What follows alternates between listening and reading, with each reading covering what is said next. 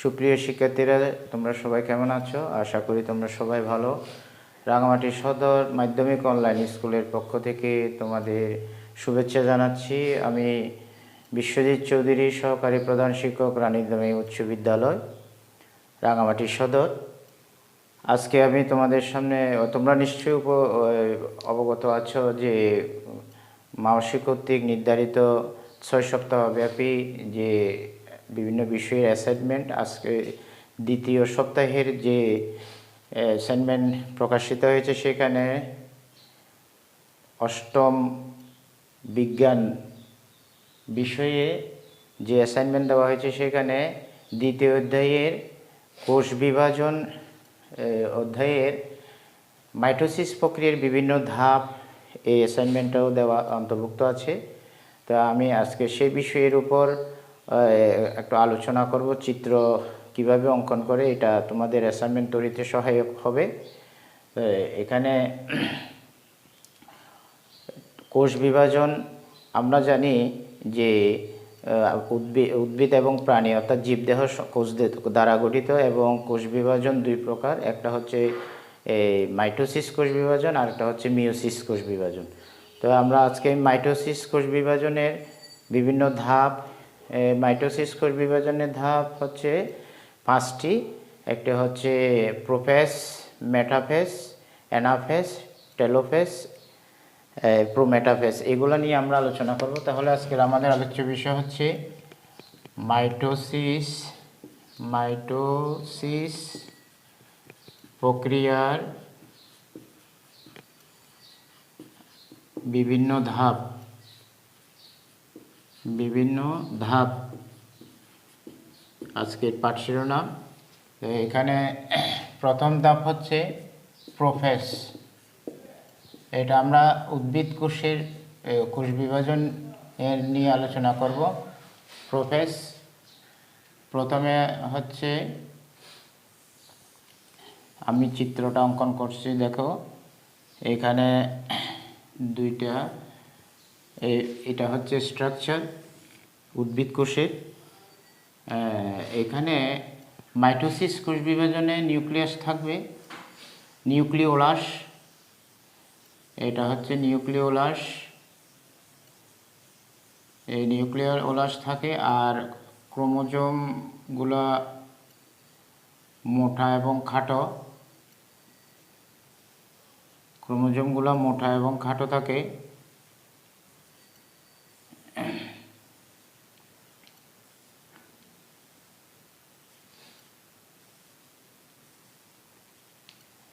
এটা হচ্ছে কোষ প্রাচীর। আর এটা হচ্ছে নিউক্লিওলাস।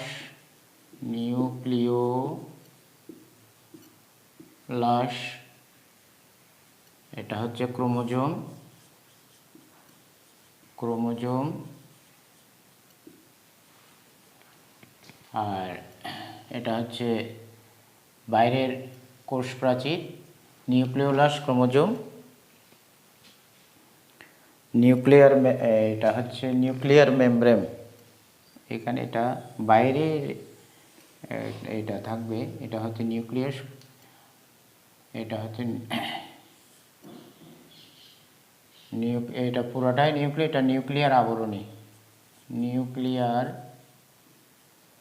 নিউক্লিয়ার আবরণী। এটা হচ্ছে প্রোফেজ। তাহলে প্রোফেজ ধাপে নিউক্লিওলাস থাকে। তারপর ক্রোমোজোমগুলো পানি শোষণ করে মোটা এবং খাটো হয়। আর ইয়ার মধ্যে পানি মোটা এবং খাটো হয়, আর নিউক্লিওলাস বিদ্যমান থাকে। এই তিনটা বৈশিষ্ট্য প্রোফেজের মধ্যে। নিউক্লিওলাস বিদ্যমান, ক্রোমোজোমগুলো মোটা এবং খাটো হয়, আর ক্রোমোজোমগুলো পানি শোষণ করে। এই তিনটা হচ্ছে প্রোফেজের ধাপের বৈশিষ্ট্য। এরপরে 2 নম্বর হচ্ছে প্রোমেটাফেজ।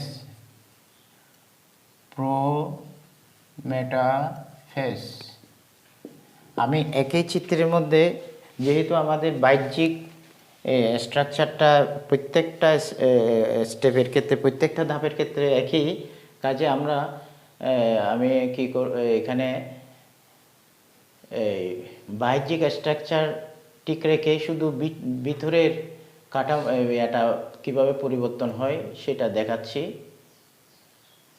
এখানে দ্বিতীয় ধাপ আছে প্রোমেটাফেজ। এখানে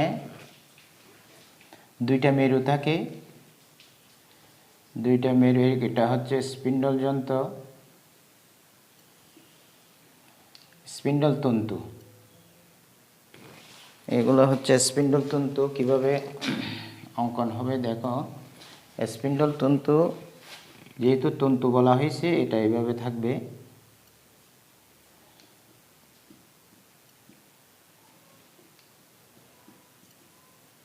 দেখো কিভাবে অঙ্কন করছি।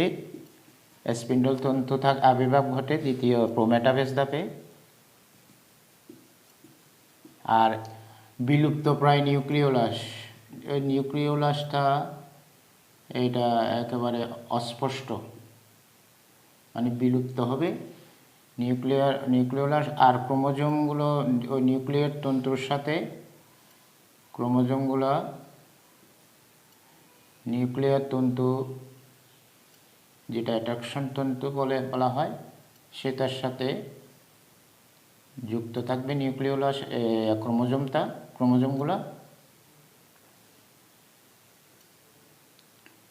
ক্রোমোজোমগুলো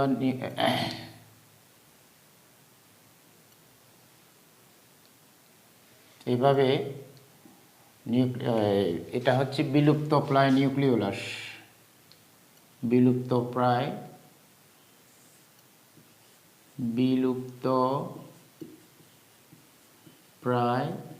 নিউক্লিওলাস। আর এগুলো হচ্ছে ক্রোমোজোম।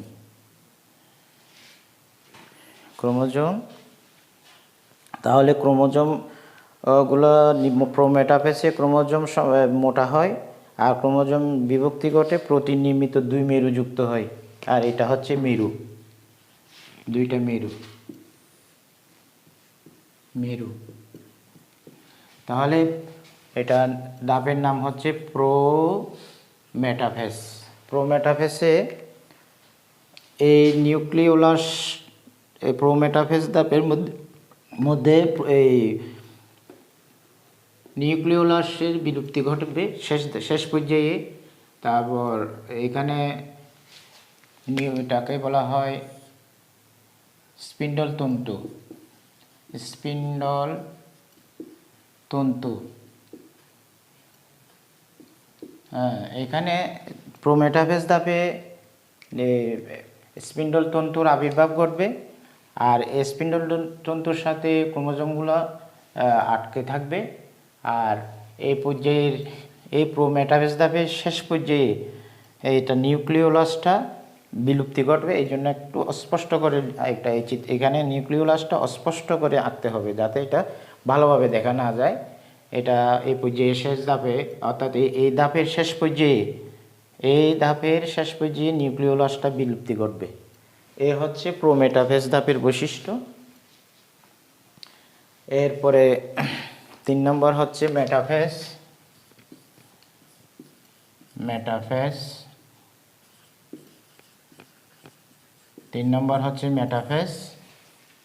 মেটাফেজ ধাপে আমরা এখানে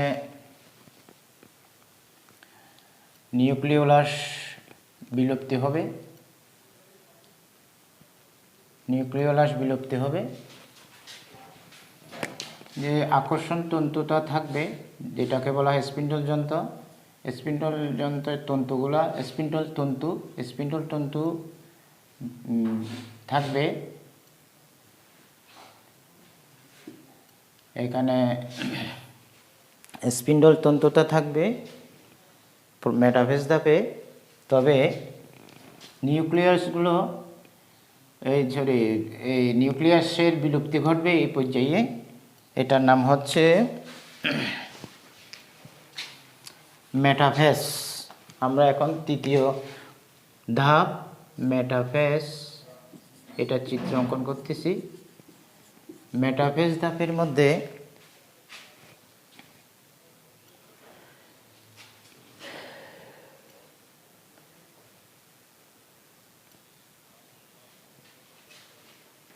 এইগুলো থাকবে না, এখানে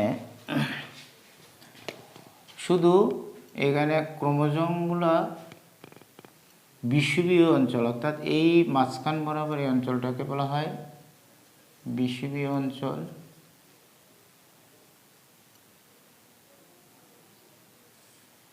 বিষুবীয় অঞ্চল, বিষুবীয় অঞ্চল, বিষুবীয় অঞ্চলে ক্রোমোজোমগুলো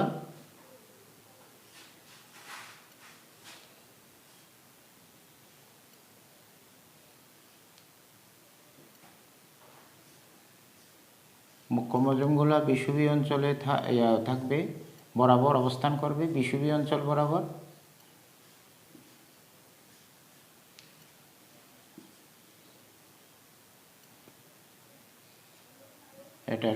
এটাকে বলা হয় এই ক্রোমোজোমগুলো বিষুবীয় অঞ্চল বরাবর অবস্থান করবে। ক্রোমোজোমগুলো এটা এইভাবে আঁকো, ভি আকৃতি হয়, এটা বিষুবীয় অঞ্চল বরাবর অবস্থান করে।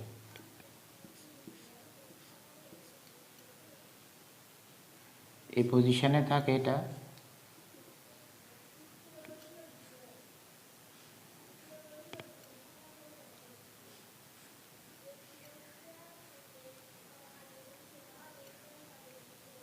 বিষুবীয়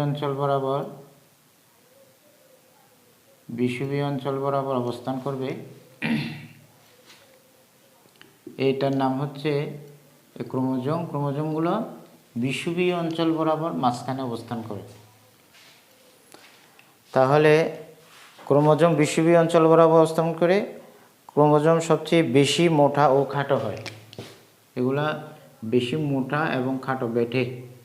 ক্রোমোজোমগুলো বেশি মোটা এবং খাটো হয়। ক্রোমোজোমগুলো বেশি মোটা এবং খাটো, আর এই ক্রোমোজোমগুলো বিষুবীয় অঞ্চল বরাবর অবস্থান করে। এটাকে বলা হচ্ছে বিষুবীয় অঞ্চল, মাঝখানে বরাবর ক্রোমোজোমগুলো মাঝ বরাবর অবস্থান করবে, আর ক্রোমোজোমগুলো মোটা এবং খাটো হয়। এইটার নাম হচ্ছে মেটাফেজ ধাপ।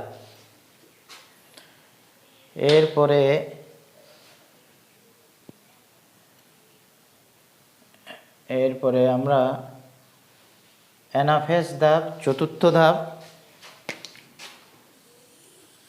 ধাপের নাম হচ্ছে অ্যানাফেজ ধাপ। এই অ্যানাফেজ ধাপ নিয়ে আলোচনা করব। চতুর্থ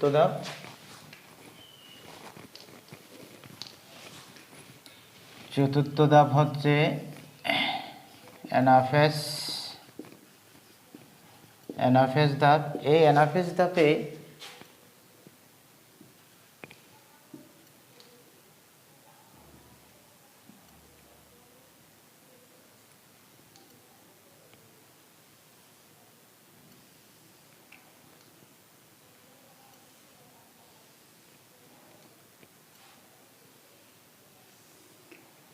এই আকর্ষণ তন্তু, অ্যাট্রাকশন তন্তু যেটা, সেই তন্তুগুলো থাকবে। তবে ক্রোমোজোমগুলো সমান দুই ভাগে ভাগ হবে এবং মেরুমুখী অবস্থান করবে। মেরুমুখী সমান দুই ভাগে ভাগ হয়ে বি আকৃতি, এটা ক্রোমোজোমগুলো তখন বি আকৃতি ধারণ করবে এবং মেরুমুখী অবস্থান করবে।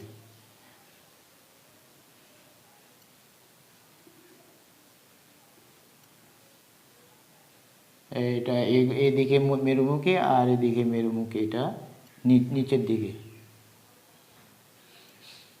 ক্রোমোজোমগুলা মেরুমুখী অবস্থান করবে, সমান দুই ভাগে ভাগ হয়ে যাবে। এটা হচ্ছে বৈশিষ্ট্য। এটা ক্রোমোজোম সমান দুই ভাগে ভাগ হবে এবং মেরুমুখী অবস্থান করবে। এটা হচ্ছে মেরু, এটা হচ্ছে অ্যানাফেজ ধাপ। তাহলে এই অ্যানাফেজ ধাপের মধ্যে এটা আর বিষুবীয় অঞ্চল থাকবে না, এই ক্রোমোজোম এগুলা এই অবস্থায় এসে যাবে। ক্রোমোজোম, স্পিন্ডল তন্তু ঠিক থাকবে, কোষ প্রাচীর, এই মেরু, দুইটাই হচ্ছে মেরু। তাহলে এই অ্যানাফেজ ধাপে প্রতিটি ক্রোমোজোম সেন্ট্রোমিয়ার বরাবর অবস্থান করে, আর ক্রোমোজোম বিভাজনের বিভাজনটা মেরুমুখী হয়, সমান দুই ভাগে ভাগ হয়ে যায়। অর্থাৎ বিষুবীয় অঞ্চল থেকে যেটা মেটাফেজে যেটা বিষুবীয় অঞ্চল বরাবর থাকতো, অ্যানাফেজে সেই ক্রোমোজোমগুলো সমান দুই ভাগে ভাগ হয়ে মেরুমুখী অবস্থান করে। এটা হচ্ছে এবং ক্রোমোজোমগুলো কি হচ্ছে এই বি আকৃতি, ক্রোমোজোমগুলো মোটা এবং খাটো হয়ে বি আকৃতি ধারণ করে এবং মেরুমুখী অবস্থান করে। এটাই হচ্ছে অ্যানাফেজ ধাপের বৈশিষ্ট্য। এরপরে সর্বশেষ ধাপ যেটাকে বলা হয় টেলোফেজ। 5 নম্বর ধাপ হচ্ছে কি টেলোফেজ। টেলোফেজ ধাপে আবার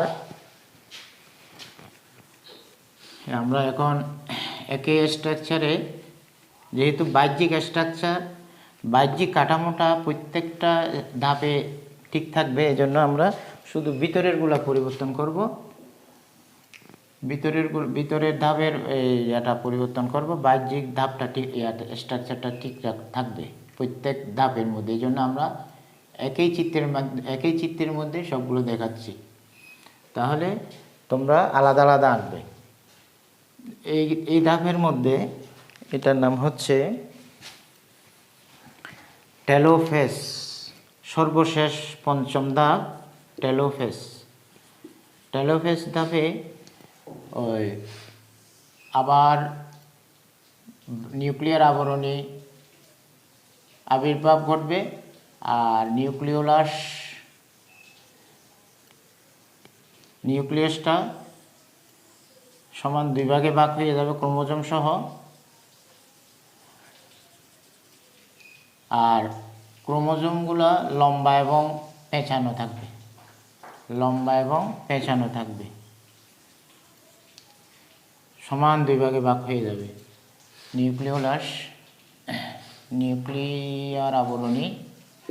নিউক্লিয়ার আবরণী মেরু থাকবে না আর।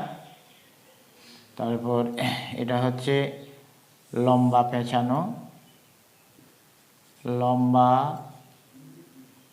পেঁচানো ক্রোমোজোম, মেরু থাকবে না। আর এটা হচ্ছে মেরু এবং স্পিন্ডল তন্তু, এই পর্যায়ে ধাপে এগুলো থাকবে না। লম্বা পেঁচানো ক্রোমোজোম, তারপর নিউক্লিওলাস,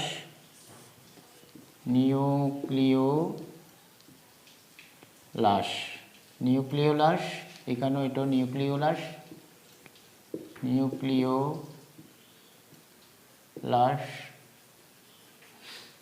অর্থাৎ সর্বশেষ ধাপে নিউক্লিয়াস দুইটা নিউক্লিয়াসে পরিণত হবে এবং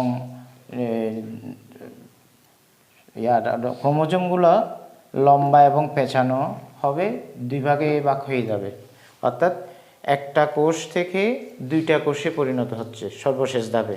কারণ যে কোষে নিউক্লিয়াস আছে, সুগঠিত নিউক্লিয়াস আছে, তাকে বলা হয় সুকেন্দ্রিক কোষ। একমাত্র সুকেন্দ্রিক কোষে এই মাইটোসিস কোষ বিভাজন ঘটে। প্রথমে নিউক্লিয়াস ছিল প্রথম ধাপে, যেটাকে আমরা প্রোফেজ বলেছি। প্রোফেজ ধাপে ছিল ওই নিউক্লিয়াস ছিল একটা, এটা সর্বশেষ ধাপ টেলোফেজ পর্যায়ে এসে নিউক্লিয়াস হয়েছে দুইটা, অর্থাৎ একটা কোষ দুইটা কোষে পরিণত হয়েছে। তাহলে আমরা প্রথম ধাপে পেয়েছি নিউক্লিয়াসটা, নিউক্লিওলাসের নিউক্লিওলাস সুস্পষ্ট নিউক্লিয়াস থাকে প্রোফেসে, এবং ইয়াগুলা ক্রোমোজোমগুলো মোটা খাটো হয়। প্রোমেটাফেসে এসে নিউক্লিওলাসের আবির্ভাব ঘটে, তারপরে ক্রোমোজোমগুলো লম্বা এবং খাটো, লম্বা এবং পেঁচানো হয়। এই প্রোমেটাফেসে এসে আকর্ষণ তন্তুর আবির্ভাব ঘটে, যেটাকে বলা হয় স্পিন্ডেল যন্ত্র। আর তৃতীয় ধাপ মেটাফেজে এসে এটা ক্রোমোজোমগুলো মেরুমুখী অবস্থা বিষুবী অঞ্চলে অর্থাৎ মাঝ বরাবর অবস্থান করে। তারপরে অ্যানাফেজ ধাপে এসে ওই ক্রোমোজোমগুলো মেরুমুখী অবস্থান করে বি আকৃতি ধারণ করে দুই পাশে দুইটা সমান দুই ভাগে বিভক্ত হয়ে যায়। আবার সর্বশেষ ধাপ টেলোফেসে এসে ওই আবার নিউক্লিওলাসের আবির্ভাব ঘটে এবং ক্রোমোজোমগুলো লম্বা পেঁচানো হয়, নিউক্লিয়ার আবরণী দুই ভাগে বিভক্ত হয়ে দুইটা নিউক্লিয়াসে পরিণত হয়, অর্থাৎ একটা কোষ থেকে দুইটা কোষে পরিণত হয়। এটাকে বলা হচ্ছে এই টেলোফেজ ধাপের সর্বশেষ ধাপ। একটা নিউক্লিয়াস, একটা কোষ দুইটা কোষে বিভক্ত হয়ে গেছে। এটা হচ্ছে এই মাইটোসিস কোষ বিভাজনের। আমরা তাহলে 5টা ধাপ নিয়ে আলোচনা করেছি। তোমরা এই 5টা ধাপের চিত্র এবং এই বৈশিষ্ট্য এগুলা খাতায়, অ্যাসাইনমেন্ট খাতায় আঁকবে। আশা করি তোমরা বুঝতে পেরেছো। এটা পরবর্তীতে আমরা ওই অ্যাসাইনমেন্টের আলোকে ভিন্ন আরেকটা বিষয় নিয়ে আলোচনা করব, যেটা অ্যাসাইনমেন্টে থাকে। তোমরা প্রতি সপ্তাহে কাজগুলো করে তোমাদের বিষয় শিক্ষককে জমা দেবে। সবাই এটা অবশ্যই সপ্তাহে করে নির্ধারিত তারিখে জমা দেবে। তোমরা ভালো থেকো, সুস্থ থেকো। সবাইকে ধন্যবাদ।